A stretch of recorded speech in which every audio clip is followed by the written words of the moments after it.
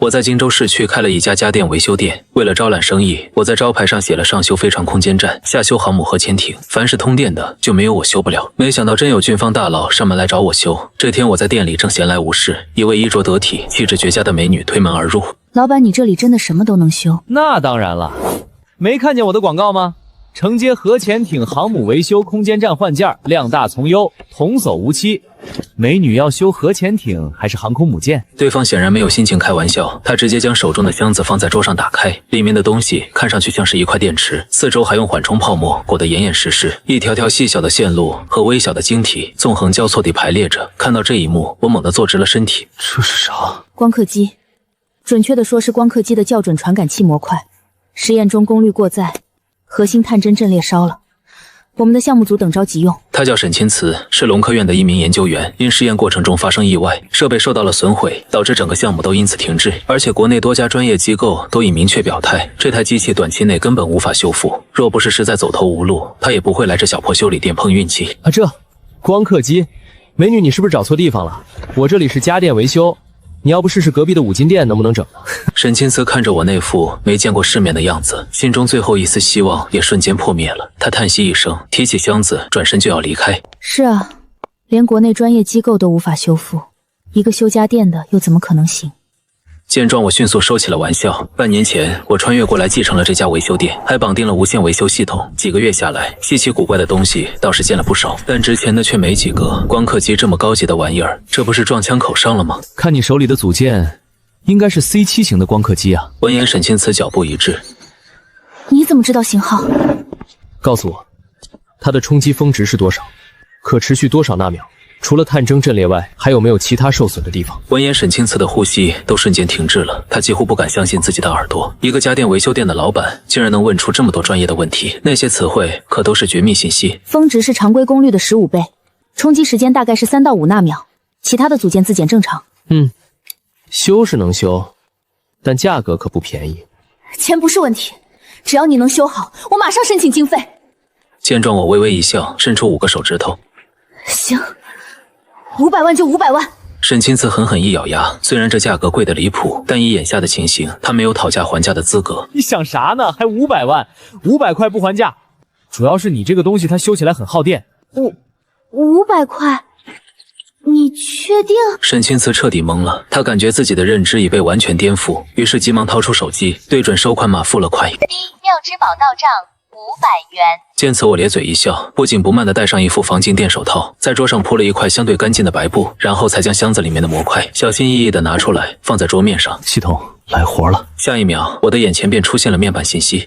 检测到可修复物品 C7 型光刻机校准感应模块损坏程度88%，修复方案分析完毕。一切准备就绪后，我转身从积满灰尘的货架上搬下一个军绿色的箱子。箱子打开的瞬间，沈钦慈的眼睛都快瞪出来了。你这都是些什么东西啊？他本以为我有什么秘密武器，可箱子打开之后，里面的东西却让他大跌眼镜。一把被改造的奇形怪状的电烙铁，一个家用热风枪，剩下的工具也差不多，不是厨房里的打蛋器，就是从垃圾堆里淘回来的各种破烂。老板，你不会打算就用这些破烂来修我的光刻机配件吧？别紧张，我这些设备都是祖传的，当年阿波罗登月的时候还用它们抛过光呢。如果不是看你这是光刻机，我都舍不得拿出来用。我一边做着准备工作，一边冲着他咧嘴一笑。啥？阿波罗登月？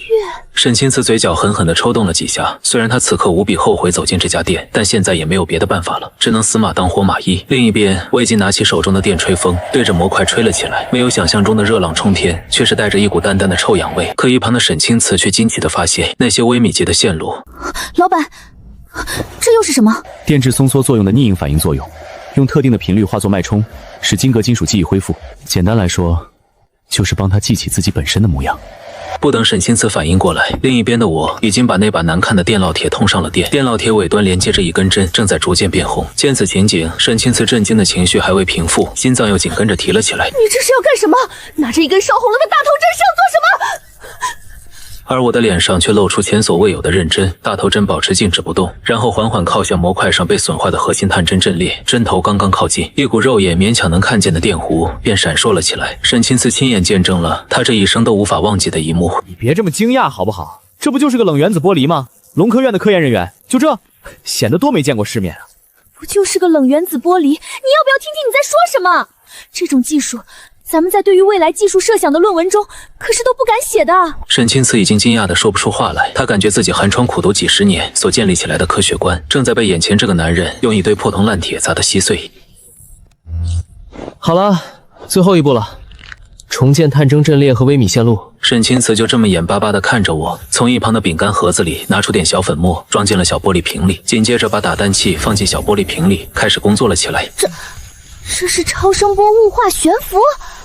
哟，见过，那说明你这个科研人员当的还行。我咧嘴一笑，紧接着又启动了电烙铁。沈清慈透过特殊放大镜看到，那原本烧毁的基板线路，此刻正在快速的修复着，而且修复好的线路比原来还要完美。此刻我的头上已经布满了细密的汗水。修好了，不过这玩意儿的精度确实很高。闻言，沈清慈瞪大了眼睛，这就修好了？这才不到半个小时的时间，你真用大头针加上这一堆饼干盒子装的玩意儿给修好了？质疑我的技术啊？你不一直都在旁边看着吗？不放心的话就检查一下呗。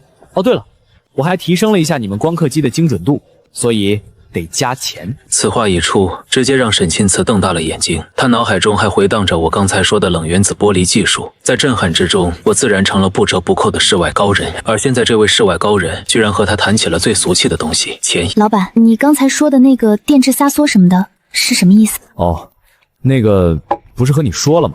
祖传下来的独门手艺，不外传的。祖传下来的手艺？光刻机才出来多少年啊？你家祖上挺年轻啊。那个，你说要加钱，要加多少？差不多这个数就行。3根手指头，这是3万还是30万？沈清慈再次愣住了，打多了不太好，但打少了似乎更不好。好，30万就30万。我说你这个女同志，不能不把国家的钱当钱啊！300块，你别老万了行不行？闻言，沈清慈那双大眼睛闪烁着不敢置信。这都修好了，你都不狮子大开口一下吗？那可是光刻机技术啊！你就是要上千万，我也得给你啊！800块一分不能少啊！对了，刚才忘了和你说了，你们这个模板的精准度，我帮你们校准了一下。实在不好意思啊，这个模板属实是有点老了，我没忍住。原先的共振频率太粗糙了，我给你们往前挪了1个百分点，应该对你们的项目没啥影响吧？你说多少？1个百分点？闻言，沈清慈顿时倒吸一口凉气。作为专业人员，他太清楚这1个百分点的含金量了。那个老板，我能要个你的联系方式吗？干嘛？我可是个正经人，东西都给你修好了，你怎么还想连吃带拿的呢？沈清慈彻底无语了，他实在有些搞不明白，眼前的男人到底是什么情况？一会儿是世外高人，一会儿又下头的厉害。不是，我是想下次万一要修东西的话，能够第一时间找到你。切，我看你是怕东西没修好，找不到我人了吧？放心吧，我的店就在这里，你随时来。如果没修好，我把那800块钱退给你就是了。沈清慈嘴角狠狠地抽了抽，但他又想到自己得赶紧回去交差了。可他刚走出店门，电话便响了起来。掏出手机一看，是院长周德厚打来的。江凌雪，你在什么地方？不是让你去修复光刻机模块吗？院长，您别着急，东西修好了，我现在马上就送回去。修好了？你在哪里修的？在一个家电维修店修好的。江凌雪，你是不是急糊涂了？那可是光刻机。院长，我没撒谎，真的修好了，核心传感阵列、微米级传导线路都修复了，而且精度也提升了1个百分点。闻言，对面沉默了许久后，才缓缓开口：“你在什么地方？我现在去接你。”一路上，研究院的车疯狂地飞驰着，前面开车的周德厚脸色铁青无比，怀里抱着箱子，浑身的神经都紧绷到了极致。他知道此刻的院长已经快到了爆发的边缘，可他脑子里却满是我那一脸的玩世不恭和那些看上去和破铜烂铁一样的修理工具。他甚至是怀疑自己刚刚只是做了一场奇葩的梦。研究院的大楼门前早就站满了各个项目组的科研人员，车子刚刚停靠在大门口，众人便围了上来。林雪怎么样？模块修好了吗？东西呢？快拿出来！咱们的项目已经等不及了。修好了吧？修好就修好了，修好了吧是什么意思啊？而且你是在哪里修好的？咱们的专业机构给出来的时间说，最短也得好几个月啊！你这才出去了几个小时就修好了？是在一个家电维修店修好。众人闻言，顿时都倒吸一口凉气。家电维修？这可是光刻机啊！你去家电维修干什么？这不是胡扯呢吗？江凌雪，你是不是疯了？你这是拿着我们整个龙科院在开玩笑啊！他浑身哆嗦的眼泪都开始在眼眶中打转。行了，都闭嘴！江凌雪，你确定修好了吗？他脑袋一片空白的点了点头。行，把东西拿到1号无尘实验室进行实验。如果修好了，你大功一件；修不好，你就准备去军事法庭吧。事已至此，也只能将希望都寄托在那个看上去极其不靠谱的修理店老板身上。1号无尘实验室内，几名专业人员身着防护服，小心翼翼地将模块从箱子里面拿了出来，进行测试。我的天，这是什么焊接工艺？修复的线路太漂亮了。江水晶不会是去找了什么我们不知道的高人吧？这简直就像是从原厂里拿回来的一样。不对，这简直比原厂的还要完美，根本看不出修复的痕迹。没过几分钟，突然听见远处的众人传出一阵接着一阵的赞叹，他有些不知所措地抬起头来看向众人。不对，这材料不太对劲，立即对这份材料进行分析。我们这里好像没有这样的修复材料。是，院长。材料组立即开始启动仪器，对模块修复部分进行全面扫描解析。江林雪的心也再一次提到了嗓子眼。院长，咱们的数据库中显示，咱们暂时还没有这样的材料。什么？连数据库里面都没有？这都已经2026年了，世上居然还有没被发现的材料！快，赶紧通电测试！周德厚已经无法掩盖心中的喜悦，众人也都一个个快速的各就各位。电源系统自检完成，无异常。内部逻辑单元检测完毕，无异。电路测试完毕，数值在可控范围之内。大屏幕上一条条绿色信息弹跳出来，每一个声音都让在场所有人的心脏狠狠地被击中一次。一个被宣布物理烧毁的模块，居然通过了所有的自检流程。这不科学啊！快点进行精准度测试！周德厚身体晃晃悠悠地坐在了椅子上，仿佛整个人都虚脱了一般。报告院长，数值有些不对劲。科研人员的话让一旁的沈清慈瞳孔猛然一缩，他死死地握着双手，手心里的汗水都浸透了衣袖。果然还是出问题了吗？周德厚也猛地一下从椅子上站了起来。怎么了？有什么问题？这好像是一个很高级的光刻机模块，数值比咱们之前使用的提高了1个百分点。我怀疑这个模块不是咱们的，可当前世界貌似不具备这样的水准啊。提高了1个百分点！周德厚整个人宛若遭雷击一般，眼睛一翻，直接倒了下去。众人也都面带兴奋，看着大屏幕上滚动的数据，可一旁的沈清慈却依旧呆呆地望着众人。那我们的光刻机校准模块，这算是修好了吗？修好了吗？你把那个妈字去掉，是修好了。小雪呀，这不是修好了，这是突破！你立功了！大脑一片空白，木讷地指着自己的鼻子。他现在还没从担惊受怕中走出来。什么？我立功了？刚才院长都说自己要上军事法庭了，这怎么眨眼间就又立功了呢？江明雪，鉴于你在本次重大技术攻克难关之中的卓越表现，现在我任命你为本研究组的组长。他已经开始怀疑自己的耳朵，能够进入龙科院工作就已经是普通人的天花板，升任组长自己根本不够格。难道是因为这模块的修复，所以他现在相信了那个看上去十分不靠谱的年轻人说的话没错，他不光修好了光刻机模板，甚至连1%的精准度调整都是真的。说吧，江组长，很多专业机构都说修不好，你这是去找了哪个军工还是哪个总参？这么大的事儿，我得亲自登门拜谢。我真没骗大家，我真的是在一个修家电那里修好的。修理摊子，修个电视机都费劲儿，咱这可是光刻机呀！江凌雪，你不会是在逗我们开心吧？就是，你这玩笑一点都不好笑吗？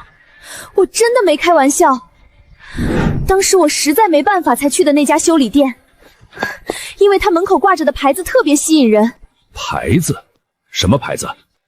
上修飞船空间站，下修航母核潜艇，但凡是通电的，就没有修不了的。话落，整个实验室内顿时鸦雀无声。然后我就进去了，那老板用电烙铁和热风枪，还有个打蛋器就把模块修好了，最后一共收了我800块钱。看着众人的反应，声音也一点点弱了下去。而此刻的众人看向沈清慈的眼中，也都充满了震惊和不敢置信。打档器修理光刻机，这都哪儿到哪儿啊？真有这技术，恐怕全世界都得为他干一仗。见状，周德厚立刻上前一步，冲着众人大声喝道：“这件事暂时设定为最高机密，谁敢乱传，以间谍罪论处。项目组现在立刻按照全新的精准度给我制作一批芯片出来，我要在最短的时间内看到成果。”话落，周德厚却冲着他招了招手：“小雪，你先别走，你还记得那个修理店在什么位置吗？”“记得。”“那行，你带我过去一趟。”我想见识见识这个老板。你在外面等我一下，我去拿个东西。如果这个老板能够把这个东西修好的话，那他想要什么，我周德厚都满足他。几分钟后，终于等到了急匆匆跑过来的周德厚。可当他看见周德厚怀中抱着的东西时，心中顿时咯噔一声。这不是南斗3号全球卫星导航系统的芯片吗？院长不会是要让那个老板修理这玩意儿吧？这能修好吗？不久后，两人便开车来到了我的店，一进门便熟络地与我打起招呼来。老板，好久不见。哟，这次还多带个人，这是找我茬来了？不是老板，您别误会，您修理的东西没有任何问题。这是我的一个长辈，他听说您手艺高强，也想让您帮忙看个东西。既然对方不是来找茬的，那就放心多了。既然是回头客的话，就给你个面子，把东西拿出来，我看看怎么个事儿。而周德厚自打一进门就打量着店内的环境，这里比他想象中的还要破。他本来以为一个能修理光刻机的地方，最起码有点专业性的设备，可这里不光没有任何专业设备，反而比一般的维修店都要破上不少。听见我的话，周德厚也打开了手中的箱子。老板，您看看这个能修吗？我装模作样的拿起芯片研究了起来，实际上内心开始疯狂的呼喊系统。系统，赶紧扫描。检测到可修复物品南斗3号卫星导航芯片，军用加密版，损坏程度92%，主逻辑门节度过载，数据缓冲器失效。军用，一进门就知道这老头不一般，没想到居然还是军方的人啊！看样子自己应该是被上面盯上了。小兄弟，这个芯片是……这不就是南斗卫星的导航芯片吗？主逻辑门炸了，连带着数据缓存区也废了，应该是瞬间的强电涌干的。你们这防护措施做的不行啊！话落，整个修理店内瞬间一片寂静。周德厚那一双饱经风霜的眼神之中，头一次露出了惊世骇俗的神色。看来这小子还有点东西啊。那老板，这个东西你这里能修吗？能修，不过这钱嘛……随即我抬起5根手指头，在周德厚的眼前晃了晃。周德厚见状，心里都快乐疯了。50万，别说50万了，就算是5000万，那也绝对是值当的。好，扫码还是现金？不是50万，是500块。什么？500块？500块，连装芯片的盒子都买不来呀！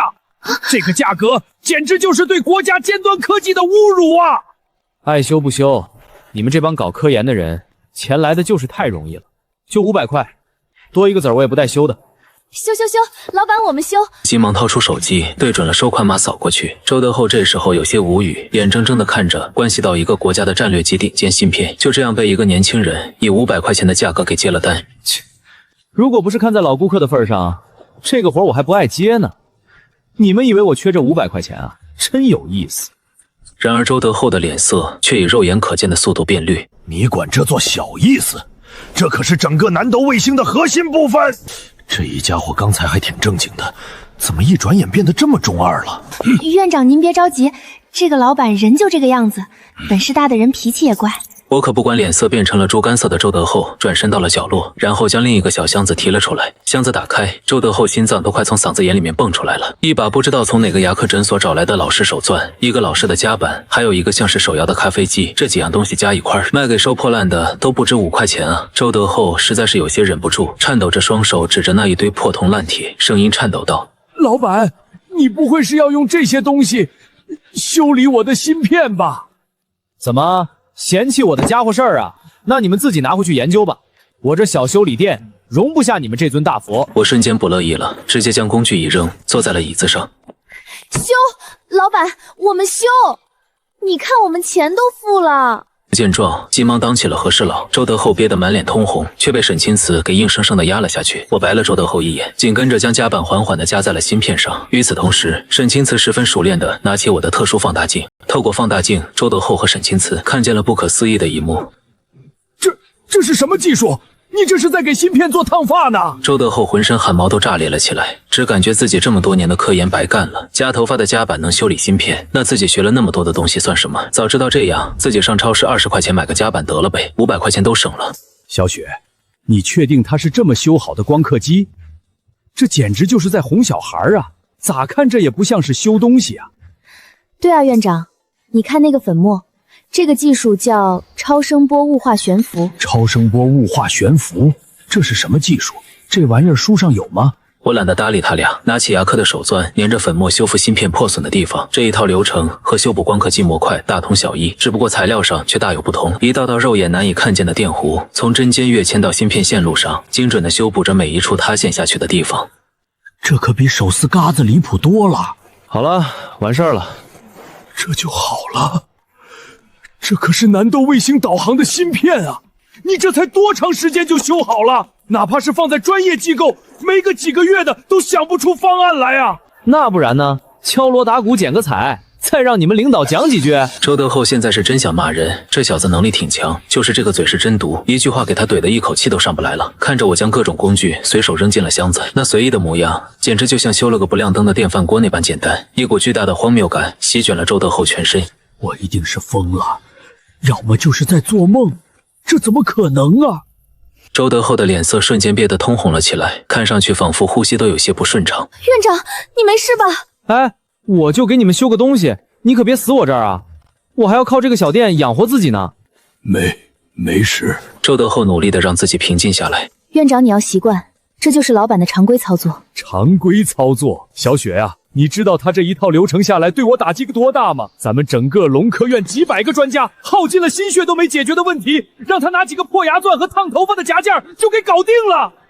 老头，东西我已经帮你修好了。另外，你们那个跃迁算法有点低级，我帮你们改了改。还有那个底层的龙子数量不够多，排列也有问题，我也帮你们调整了一下。举手之劳。看着周德厚恢复如初，我这才长长的呼出一口气，说道：“本来还想让周德厚加200块钱的，但看着他刚才都差点背过气了，还是算了吧，别真把老头给交代在这里。”什么？这么短的时间内，你不光修理好了芯片，还给优化了算法，重新排列了灵楼布置，这真是人能干出来的事儿。好了，芯片拿回去吧。这次我就不让你们加钱了，你们占了大便宜。现在跃迁频率应该更稳定了，计时误差理论上能再降低1到2个降疗级。具体多少我没法细算，你们自己拿回去测吧。周德厚再也承受不住了，眼珠子一瞪，双腿一软，直挺挺地瘫倒在地。另一边的龙科院1号无尘实验室内，人影交错，每个人的脸上都严肃的，仿佛在打一场仗。光刻胶涂层均匀度检查完毕，误差在允许范围内，眼模板校准中，目标精度提升1%，正在重新计算对位参数。真空府气压稳定，已达到预设值。一道道汇报的声音此起彼伏，声音之中充满了急促。首席工程师何之恒正死死地盯着大屏幕，听着耳麦中不断传出来的声音。1个百分点的提升了，最离谱的实验，只要确认了它的存在性，那么华夏从今往后就能在光刻机的精密度上狂甩国外几条街了。一个修理摊子修出来的东西，仍然让他有些不敢相信。启动曝光程序。何志恒通过对讲机下达了最终命令，而后一声轻微的闷响响起，光刻机开始运转，所有人都屏住了呼吸，成败在此一举。数据在大屏幕上疯狂地滚动着，每一个字符都仿佛每个人的心脏在疯狂地跳动。曝光完成，显影清晰烘干，每一步都堪称教科书式的完美。当那片承载着无数人希望的晶圆被机械手臂送入检测台时，何志恒的心脏几乎都快停止跳动。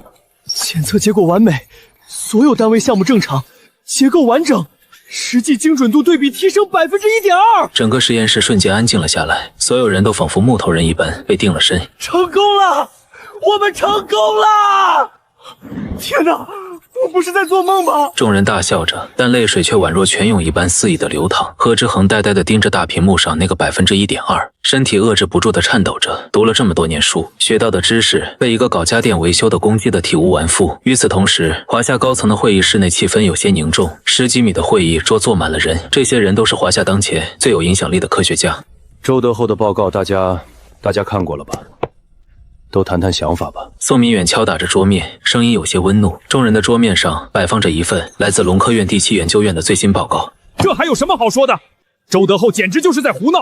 C7 光刻机校准模块，那是核心中的核心，就是放眼全球能够修复的国家也屈指可数。他倒好，拿给一个家电维修去修理光刻机模块，真把光刻机当成电视机了。严老直接拍而起，脸上满是愤怒。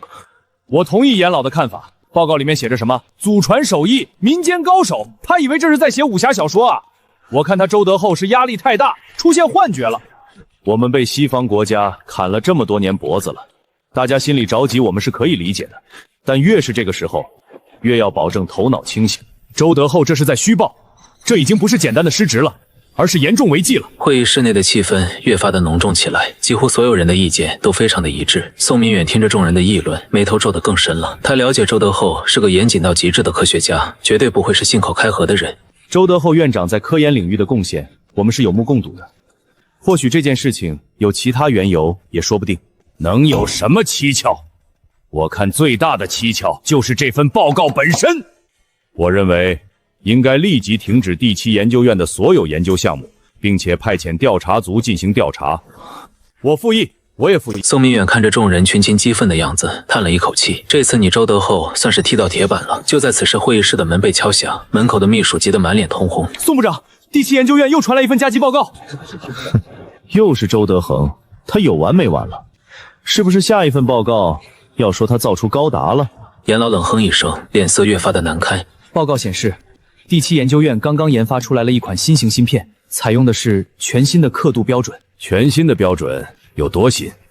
报告显示，比我们之前的精准度要提高了1个百分点。话音落下，整个会议室瞬间安静了下来，紧跟着气氛瞬间炸了。1个百分点，这是什么概念？赶紧把报告给我！严老一个箭步飞身，直接将报告拿了过来。他仔细的看了几眼之后，整个人都遏制不住的颤抖了起来。怎么了？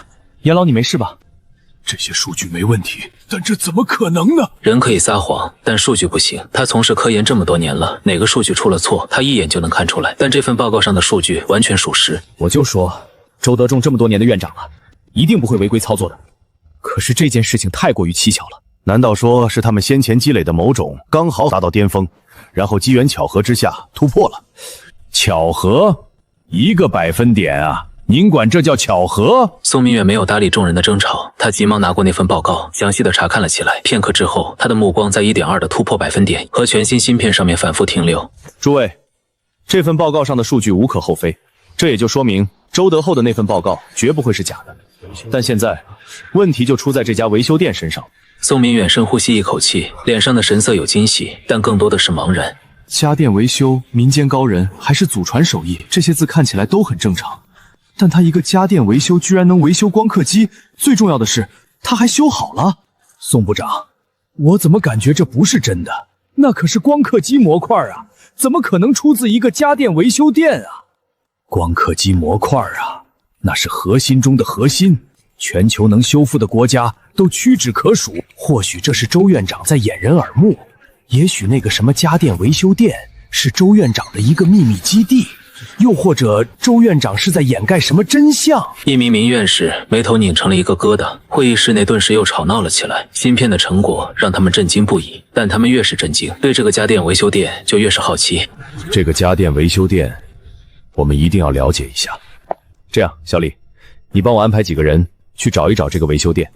老板，你看这个东西能不能修一下子？其中一个男人将一个小玩意放在柜台上，那玩意方方正正的，没啥宝贵的包装。这啥玩意儿？老式的 MP3，还是老式充电宝？对，这就是个老式的音乐播放器。老板，你能修不？音乐播放器？你家音乐播放器长这模样啊？真是糊弄鬼呢呀！刚才哥俩一进门，我就已经将对方身上带电的所有物品尽收眼底。眼前的这玩意儿名叫黑哥军用加密器，故障原因为非标准断电而导致安全锁死。这哥俩果然不是来修东西，是来摸底的呀。这玩意儿看上去年头不短了，修起来有点麻烦。这种老玩意儿啊，最考验手艺了。很多时候不是他出了毛病了，而是闹脾气了。我拿着窃听器掂了掂，二人面面相觑。对于我这种故作玄虚的做法，显然显得有些不耐烦起来。这次我连打蛋器都没有拿出来，只是用手指头在窃听器上敲打了几下，声音富有节奏且缓慢，看上去就只是在普通的敲打，但现场的两人却已经汗流浃背了。他敲的是紧急系列重组。我听见了，这是国家级的窃听器。这种序列重组本身就是为了在不暴露之下毁掉内置感应器，但一个修理家电的老板怎么知道这么做能修好？就在二人心中掀起万丈波涛的时候，我手中的窃听器红点闪烁了起来。行了，搞定了。我就说这种玩意儿就欠收拾。20，扫码还是现金？我将手中的窃听器直接扔在了桌子上，冲着二人伸出2根手指头，哥俩彻底的愣住了。你是怎么知道的？什么？不是说过了吗？祖传手艺，我爷爷当年就是靠着这一手绝活，把村里拖拉机的便秘给治好了。不过话说回来了，二位老板，你们拿这个窃听器告诉我说是 MP3，这不厚道吧？窃听器，我要是真给你们把这玩意儿当成音乐播放器拆了，整坏了算谁的？闻言，二人的头发瞬间竖了起来，身体宛若遭雷击一般过电。他们以为这个年轻人什么都不知道，可结果人家从他们一进门就明白了。那啥，我们俩哥俩早已汗流浃背，脸憋得一个比一个通红。行了，别废话了，20块钱赶紧转。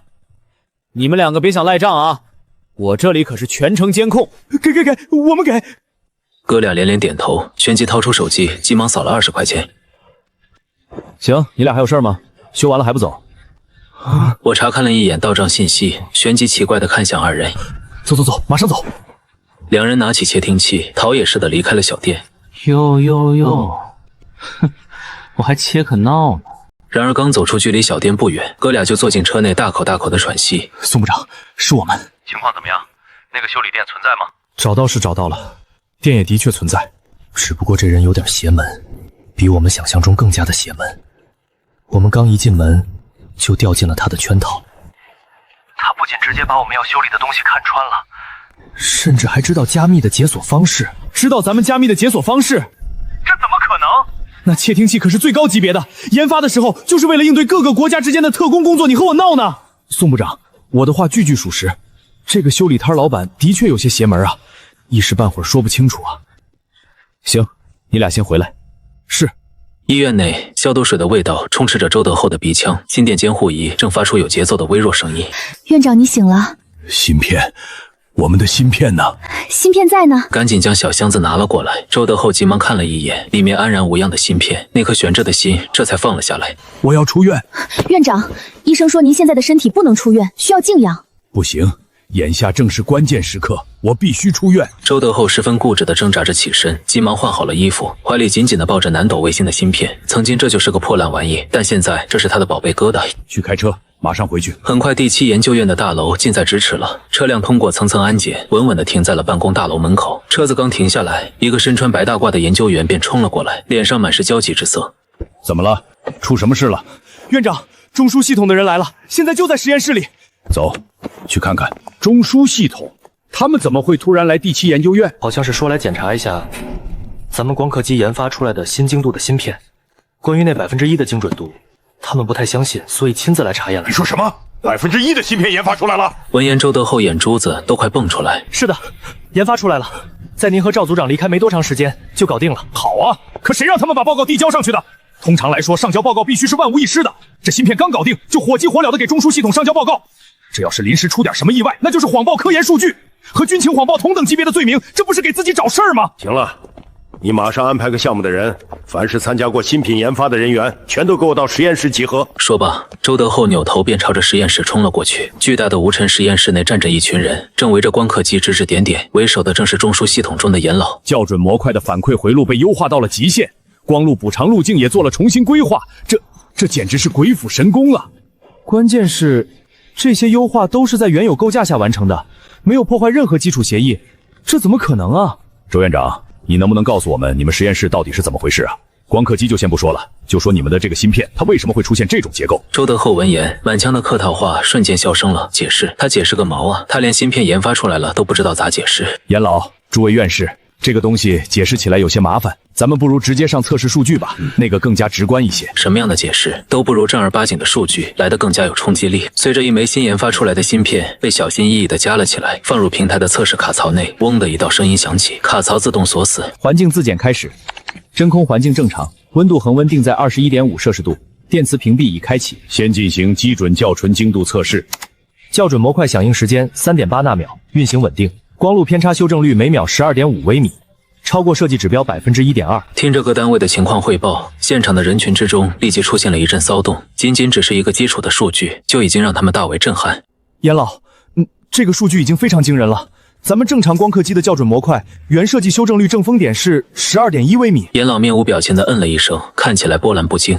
基准测试通过，开始第2阶段的高强度负责测试。周德厚同样的面无表情，但他遏制不住颤抖的身体，早就将他此刻焦躁不安的内心给出卖。指令输入完成，全息投影立即出现了宛若洪水一般的数据，疯狂地涌入了芯片之中。这一测试是在模仿光刻机，在极限的条件之下进行超高精度的曝光状态以及复杂运算状态。芯片占用率99.6%，温度开始上升了，45度、67度、70度了。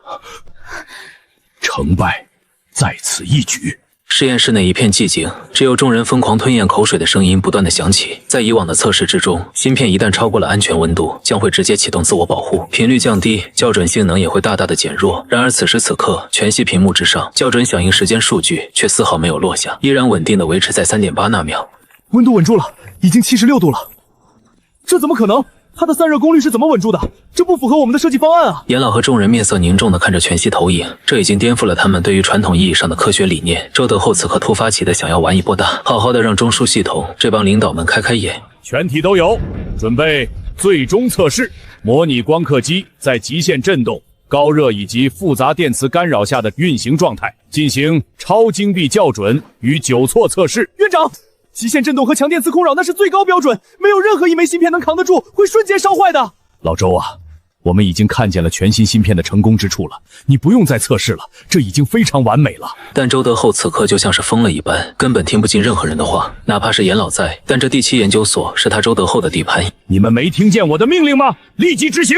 我说了不许测，我看你们谁敢动！严老这事是真急了呀！这么好的芯片，如果因为周德厚突然间增加上去的难度整坏了，那他们这帮人都心疼死。负责测试的各个单位的众人纷纷双手悬空，额头上的汗水顺着脸颊滑落了下来。中枢系统的严老不让测，但周德厚偏要测。一个是比研究院规格还高的中枢系统，一个是他们的直系领导，得罪哪一个都不好整啊！测。是。各单位的科研人员不敢违抗周德厚的命令，刚刚才停止运转的光刻机又启动了起来，屏幕上的全息投影数据再次疯狂的滚动。周德厚，我告诉你，这次实验如果失败了，你就等着上军事法庭吧。周德厚宛若没听见一般，眼睛死死地盯着大屏幕。全息投影的屏幕上，代表校准偏差率的数据不断的上升起伏着，代表着芯片在极端的情况之下维持光路校准。突然间，全息投影上面出现了最终的偏差概率，一连串的00偏差0失误，众人顿时都瞪大了眼睛。我是眼花了吗？重新测试，再来一遍。闻言，严老脸色憋得通红无比，牙齿都咬得发出咯吱咯吱的声音。周德厚这个老家伙是非要把这个芯片搞坏了才肯罢休吗？这次所有工作人员没有丝毫的犹豫，全息投影再一次运转了起来，最终的结果依然是0，一遍、2遍、3遍，每一次的测试结果都是0。老天爷啊，5遍了！咱们以前的芯片连1遍都无法承受啊！疯了，周德厚一定是疯了！这真是一个修家电的给修好的东西，简直就是奇迹啊！严老这时再也忍不住了，周院长，你到底是从哪里找到了那个能把光刻机运用到这种地步的神？够了吗，严老？我们的芯片能不能符合你们的标准？够了，够了，周院长，太够了！那之前您说的让我去军事法庭的事儿，周德厚这回也有些小肚鸡肠了起来。第7研究院放眼龙国，根本就啥也不是。中枢系统的人为什么会过来？还不是信不过自己？测试1次你信不过，一下给你干了5次，你信不信？你看你，周院长，咱们都一把年纪了，还这么较真儿呢。那个谁，你去我车里后备箱，把我那个上好的大红袍拿来，给周院长尝尝。周围的众人都看傻眼了，整个中枢系统谁不知道严老的脾气大？周院长，这是咱们5次测试的详细数据报告，请您签字。我来，这点小事儿怎么能麻烦周院长呢？严老连忙从工作人员手中接过那一叠文件，细细的查阅了起来，脸上的笑容也越发的浓郁。 5次的测试数据都是不同的结果，这芯片的稳定率怎么还能持续上升呢？真是活见鬼了！看看这反馈曲线，严老看着那一叠数据，越看心里越美得慌。这样的数据要是多一些，还有鹰酱过什么事？老周啊，哥们儿问你个事儿，这玩意儿真是那个修理家电的老板搞出来的？严老美美的将资料塞进自己的公文包内。怎么还是信不过我？不是不相信，主要是这个事儿吧，它太匪夷所思了。最起码你也得告诉我他用了什么材料，这对咱们的科研事业也是一种贡献。行吧，那我给那个老板打个电话吧，你们都别出声了。陈老板啊，没打扰到你吧？我是那个沈清慈的叔叔啊，我那天下午在您那儿修过东西的，您还记得我吧？哦，是你啊，运好了，打电话干啥？讹我来了？没有，我就是来和你报喜来了。你修好的那个光刻机的模块啊，特别好用啊！你这不是废话吗？能不能说点我不知道的？为了给你修理那个阳刻机，我还专门从老干妈盖子上抠下来锡，碾碎成粉末焊接的。啊，我本来打算用动物饼干的盖子来做的，只收几百块钱，算是便宜你们了。闻言，现场的众人都愣住，这都哪跟哪儿啊？老干妈的盖子都能搞光刻机技术，一个卖辣酱的技术是不是有点太超前了？陈老板能修理光刻机的方法还真多啊！我头一次感觉光刻机这玩意儿咋这么廉价呢？啥玩意儿的盖子都能抠下点东西来修一修。不是我说，大叔，你有事没事啊？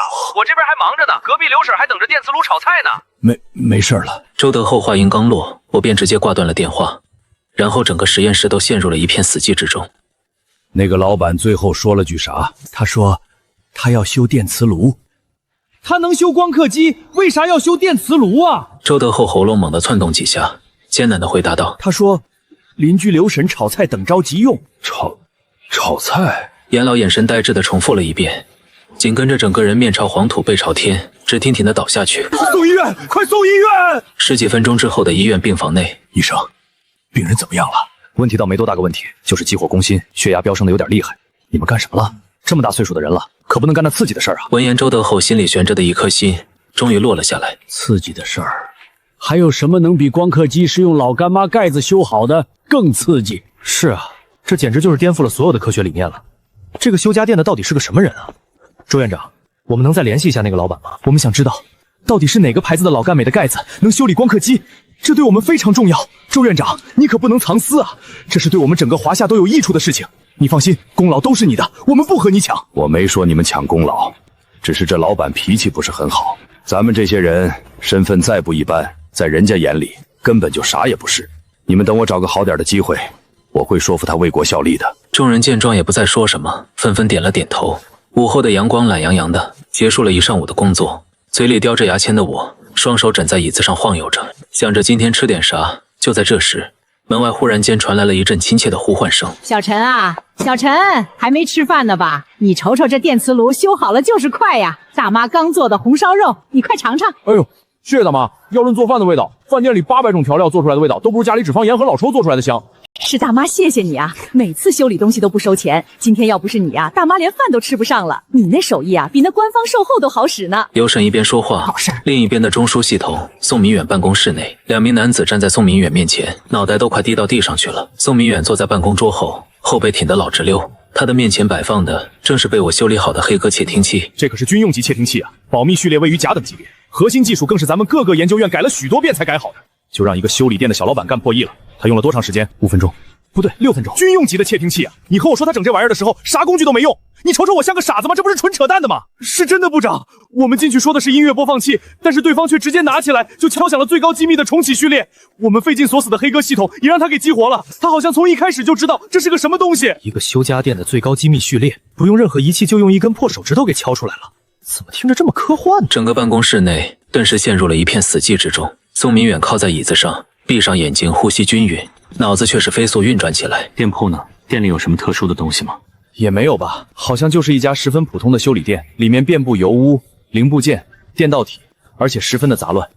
我们一进门就对店铺进行过反复的检查了，没有发现任何的隐藏暗格或者高精尖的设备。宋明远深呼吸一口气，眸子之中满是失望之色。一个能随手破译黑鸽的人，会心甘情愿地待在一个杂乱的修理店内，这本身就挺邪门的。难道说这人是周德厚隐藏的一张王牌？那也不应该啊，他如果真的是周德厚的王牌，周德厚也不会把他汇报上来啊。就在办公室内的气氛凝重的快要滴出水来之时，房门突然间被人一把撞开。宋部长，快看，成了！周德厚没骗咱们，那1%的精准度是真的。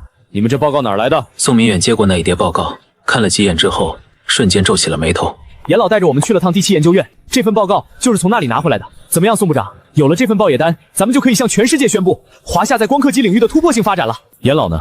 他怎么没和你们一起回来？严老住院了。住院了？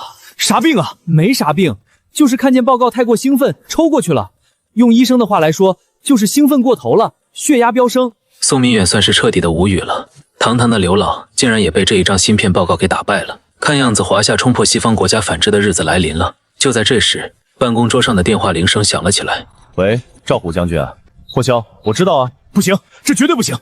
赵将军，我知道你们都想抓住霍霄，但是你这不是违规吗？不行，绝对不行。电话刚一接起来，宋明远便连连的拒绝道，脸上的表情一会儿比一会儿更加的难看。老赵啊，这件事不是我不想帮你，实在是帮不了啊。那霍霄可是六边形战士啊，在军事演习中，霍霄就是所有指挥官的噩梦。这个人从来不按照常理出牌，战术刁钻到令人发指。去年赵虎的一个精锐装甲师，连演习区域的一半路程都没走完，就被导演部通知判定全员阵亡。和霍霄演习最大的规则就是没有规则。老宋啊，这次的演习主要是针对未来高科技战争的模拟和反制，我们总不能拿着昨天的部队去打未来的战争，所以你得帮我这一把。这次我一定要捉住霍霄。老赵啊，这不是我不帮忙，部队有部队的规矩，科研院有我们科研院的规矩，咱们是两套系统，你不能拿着科研院的东西去部队打擂台啊。宋明远满脸的肌肉都在颤抖着，这要是真帮了，那他罪过可就大了。演习部指定是要鉴定武器装备，到时候怀疑到自己头上只是时间问题。规定是死的，人不是活的吗？老宋部长，你就帮我这一次，我那新训练出来的好兵送你几个，给你站岗，还有我20年的陈酿茅台也给你拿几瓶。站岗我有警卫员，酒我也不缺。宋哥，叫你宋哥行不行？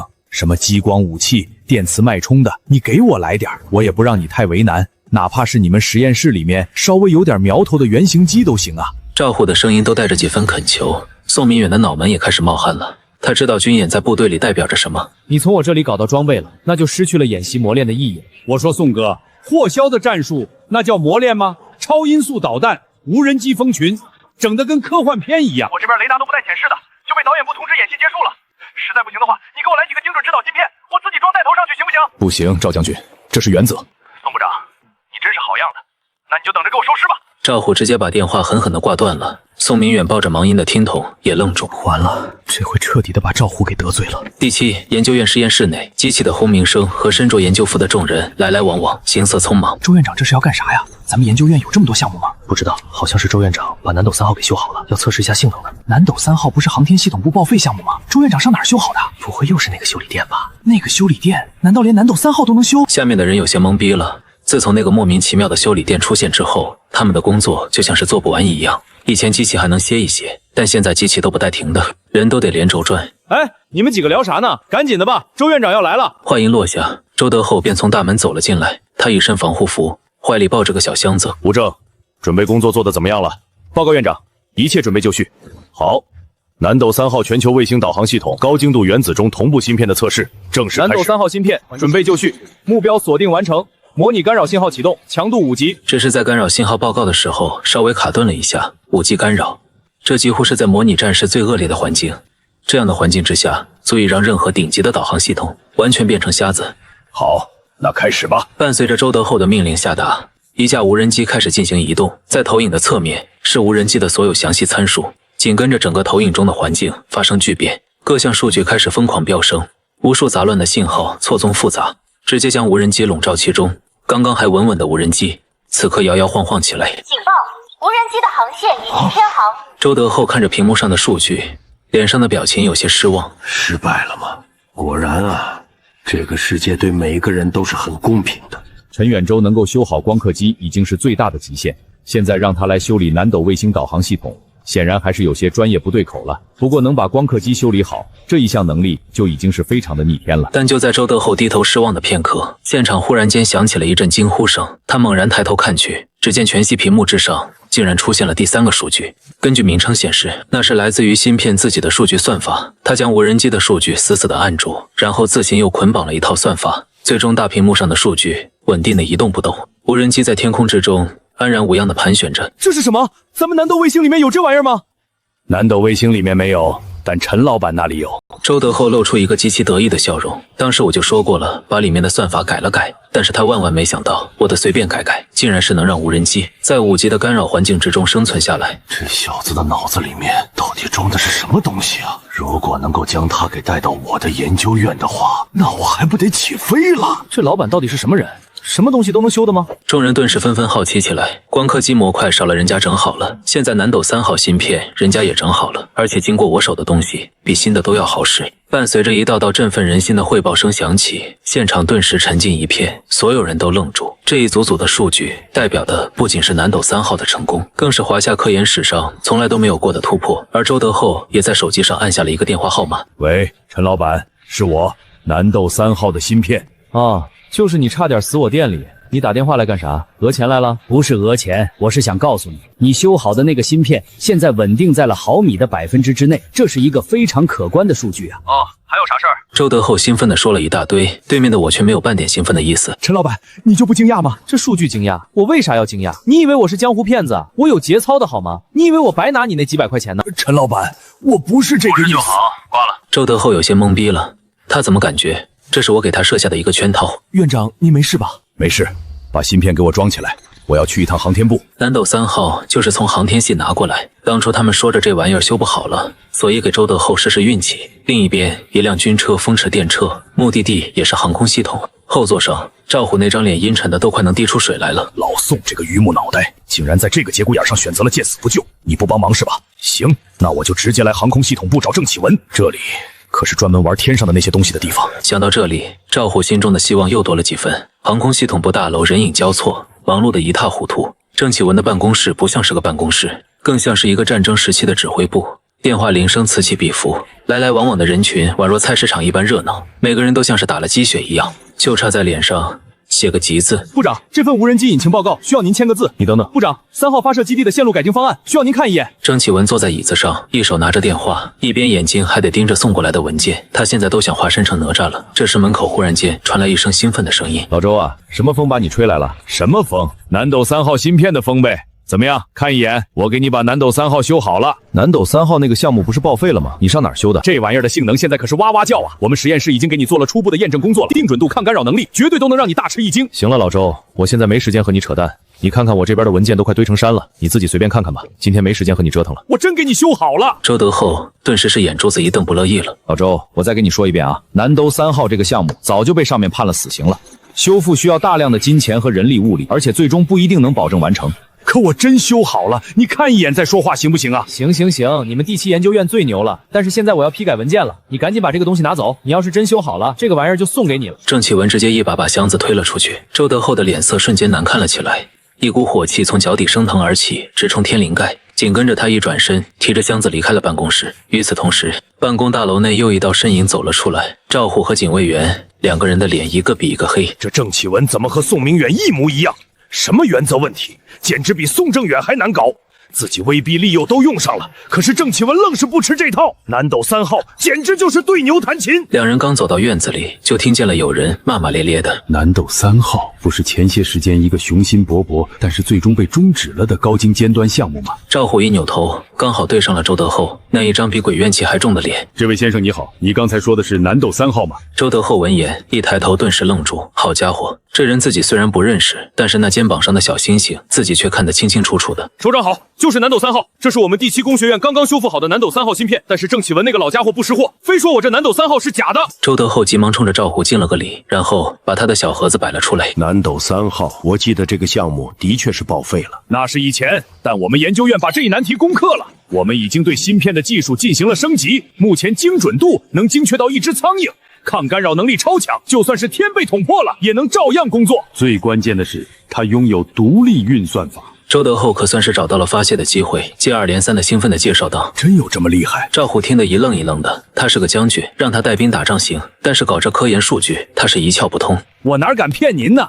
这要是装在导弹上，指哪儿打哪儿；要是给单兵装备用上，深入敌后标记位置，随时和指挥部联系，多完美啊！赵虎此刻脸上的表情，从最开始的感兴趣变成了疑惑，现在是最后的震惊。他不由自主的呼吸有些急促了起来，他做梦都想着干死活肖，精准定位，超强抗干扰，独立通信通道，每一句话都精准无比的砸在了赵虎的心坎上。你能为你说的这些话负责吗？当然了，我是第7研究院的院长，我这么大个院长，说话还能不算话？好，既然如此，我愿意拿出专项经费来，全力支持你量产它。如果这笔专项经费不够，我会给你申请一批补充经费来推进研发。但是我们部队必须要第一个试用，而且短期内你们不能给别人使用。那啥，将军，量产还不行，因为咱们这个芯片，它的加密、河道和逻辑运算都是独立的，是全新的体系。它就是一把能打开未来世界大门的钥匙。但是这把钥匙咱们现在只有一个，而且我们目前还不太清楚这把钥匙的内部构造。这枚钥匙最要紧的是，它需要和天上的卫星进行对接。你放心，我会向上面申请最好的科研院来帮你的忙。我就不信咱们泱泱大国有成品，还没办法破译这么个小玩意儿。不行的，将军，科研院办不了这个事儿。什么意思？咱们整个国家的科研院，你说哪个我就去找哪个，还办不了这么一个小小的芯片？赵虎的眉头拧成一个疙瘩，在他的眼中，有了成品了，那就是有了作业了。有了作业了，你抱着抄不就完了吗？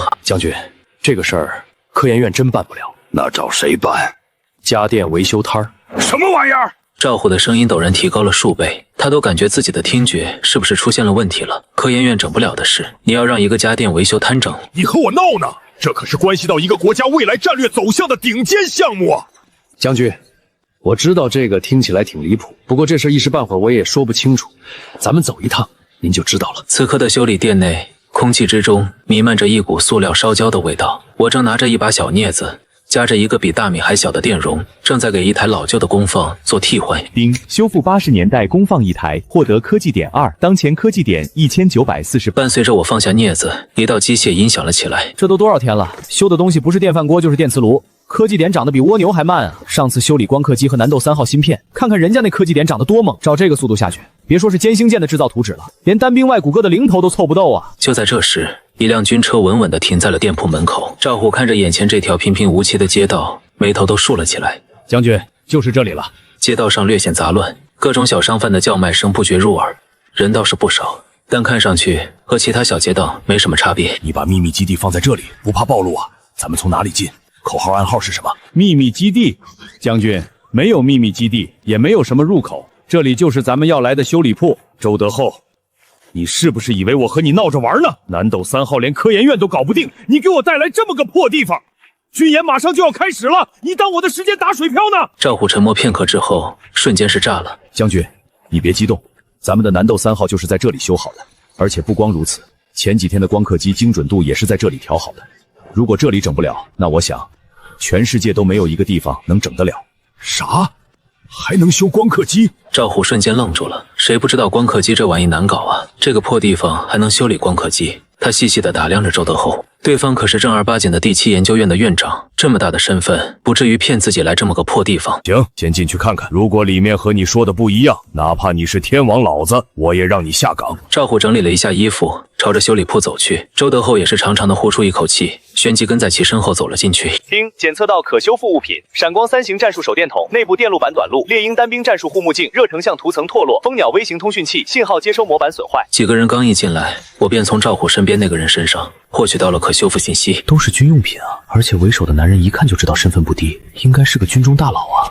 老板，好久不见啊！大叔，很久不见了，身体怎么样？虽然自己不怎么待见周德厚，但是顾客就是上帝，该礼貌还是得礼貌点。身体好，芯片也好，经过陈老板修复的东西效果都不错，我们回去之后做了全方位的测试，性能比原版还要好不少。行了，你说点我不知道的行不行啊？一旁的赵虎看得直摇头，他本以为店主最起码是个40、50岁的男人，结果没想到就是个20来岁的毛头小子。本以为店里面会有一些特殊的精准仪器，进来之后除了一些铁锈味，还有空气中漂浮着的烧塑料味道。年纪轻轻油嘴滑舌，轻浮还自大，这样的人也是高人，简直就是胡闹。将军，这还没开始呢，你上哪儿去啊？周德厚，咱俩的账以后再算。哎，那个头，你那个警卫员腰上的战术手电筒电路板有问题，还有他身上的护目镜热成像涂层都秃噜皮了，晚上用和瞎子有什么区别啊？哦对了，他耳朵里面那个微型的通讯器信号模板也烧了，不怕到时候炸死他？我的声音不大，但是却是清楚地传到了每个人的耳朵里，尤其是赵虎的警卫员一脸不可思议地看向我。怎么回事？报告将军，手电是前几天训练的时候不小心弄坏的，护目镜和通讯器出了故障。我本来打算今天换新的，但是咱们突然更换路线，没来得及。这么重要的东西你全给整坏了，让你出来是执行任务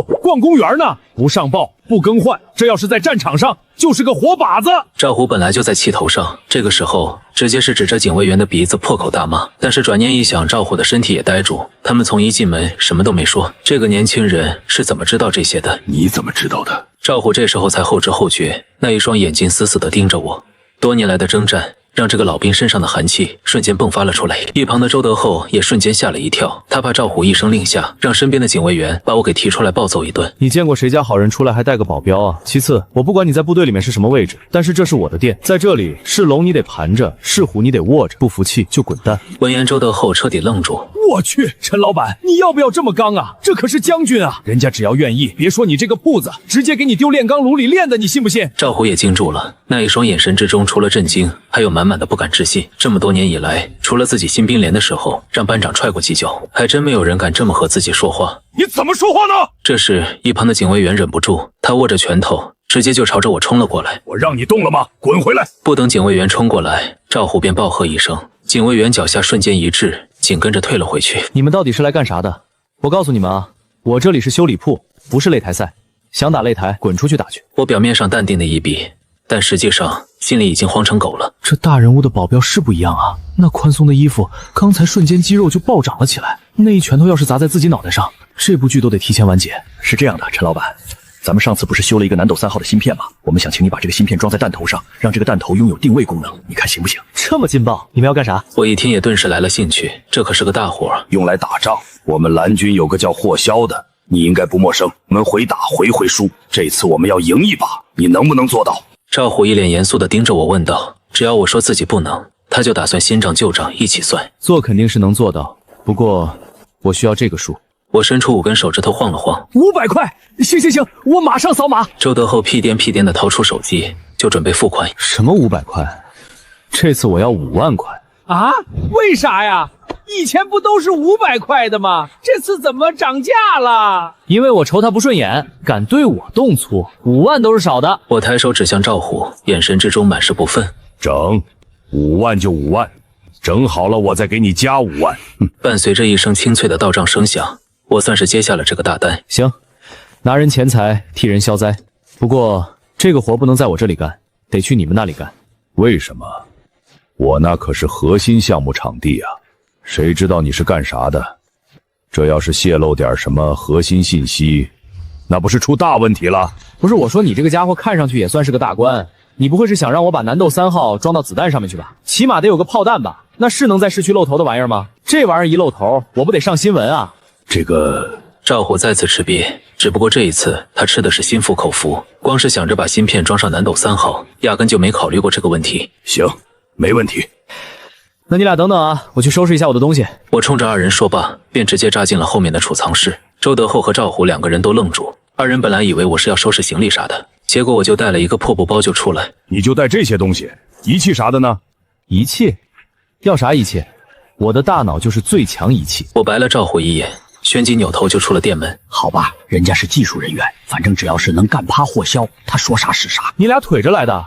车呢？没有飞机坦克的也得有个军车吧？有。周德厚急忙冲着警卫员使了个颜色，不一会儿，一辆普通轿车和一辆军车开了过来。不错，活这么大还没坐过军车呢。开路！2辆汽车在公路上飞驰，我靠在后座上闭目养神。给常规弹头加装芯片，这个活可比修理渗化波有意思多了呀。常规弹头的飞行轨迹，尤其是在末端，会受到各种因素的影响，气流、温度、湿度、目标移动等等。所谓末端修复，就是在弹头即将命中目标之时的最后阶段，通过内部的微型动力装置进行姿态调整，修正这些偏差。几小时后，2辆车缓缓地驶入了一处戒备森严的营区，高墙电网，3步一岗，5步一哨，士兵们荷枪实弹地来回巡逻着。一进入这里，我就感受到了一股强烈的肃杀。真不愧是军营啊，这股子气氛就是霸道啊！陈老板，我们到了。闻言，我抱着自己的破布包下了车。进入大楼之后，心中也是大为震撼。这就是比自己的修理店气派啊！巨大的厂房式结构，空间开阔，各种叫不出名字的精密仪器正在运转着，穿着各种各样工作服的工作人员正在各自的岗位上忙碌着，而我的出现也立即引起了众人的注意。那不是赵将军吗？身后那个年轻人是什么人啊？不知道啊，看上去不像啥大人物啊，倒像个乡下来的毛头小子。别瞎说了，能让赵将军陪同的人，能有普通人吗？老魏，让大家把手上的活停一下，过来集合。不一会儿的时间，几十名身着工作服的军工便站成了一排。给大家介绍一下，这位是第7研究院的院长周德胜，这位是陈远洲，一个修理铺的老板。众人齐刷刷地看向我，顿感万分疑惑。修理铺的老板来这里干什么？周院长，还请你给大家做个介绍。是将军，诸位，我们这一次来这里完全是为了这个东西。说着，周德厚便从小箱子里拿出了那一枚芯片。这是什么东西？没见过，什么高科技吗？看上去不一般，但具体是干什么用的？众人顿时都伸长了脖子，看向周德厚手里的东西，满脸好奇。这是南斗3号卫星导航上面的芯片。南斗3号，这项研究不是被叫停了吗？人工技术、金钱、时间，我们都不具备啊，这怎么又出来了？老魏作为基地的头把手，立即接过芯片，仔细的查看了起来。不愧是南斗3号，无缝一体成型，目前还没见过这种技术。基板材料也不一般啊，不是普通的硅基，更像是碳基材料啊。你们看这精度，至少得是3纳米以下了吧？这是哪个实验室整出来的？功耗呢？散热呢？这么高的极权速度，一旦运行起来，发热量绝对不低啊！短暂的几秒钟时间，众人便是叽叽喳喳的尖叫了起来。赵虎看在眼里，虽然自己这里是军事基地，但是能进入这里的军工们，也都是从其他科研院挖过来。就这么一帮人，都是能用眼睛看出这南斗3号的恐怖。看样子这玩意儿的确是有点东西的，你们觉得怎么样？对不起，将军，我们看不懂，我们只知道这东西不一般，能生产出它的科研院肯定不一般。老魏苦笑着摇摇头说道，其他人也是迎合着点点头，脸上一个比一个懵逼。赵虎听的脸色都是黑了，他一直以为自己这里的人员十分的优秀，没想到这么一个小小的芯片，这帮人竟然是看都看不明白。陈老板，你来帮他们介绍一下吧。赵虎深呼吸一口气，看向了一旁的我。我从进来之后就开始四下张望着，这里的仪器和环境和自己的修理铺，简直就是一个天上一个地下。不过好归好，但是让这么一群草包用，实在是有些大材小用了。我轻笑一声，走到众人面前，拿起芯片。行吧，早知道你们看不出个所以然来，但是也没想到你们这么菜。众人听的都是眉头一皱。你小子谁呀？能进入这里的哪一个不是学历最低博士？这个毛头小子看上去大学都没毕业呢吧？说话口气咋那么大？也不怕闪了舌头啊？这玩意儿叫南斗3号，这个你们都知道了哈。它的核心运算单元采用的是114核子序列，你们看不懂也是正常的。114核子序列，这是什么玩意儿？我们想知道它的集成度这么高，运算起来之后散热该怎么处理呢？这个我已经给你们改装过了，它采用的是通铂比特和温超导材料，完全可以适应现实的日常稳定运行。芯片上面的这些微孔，这些就是微型温差发电的进排口，它能够将运算产生的热能转化为电能，从而实现功能系统的自给自足。我指着芯片一脸平淡地说道，可在场的所有人却都不淡定，尤其是周德厚这个院长更是瞪大了眼睛。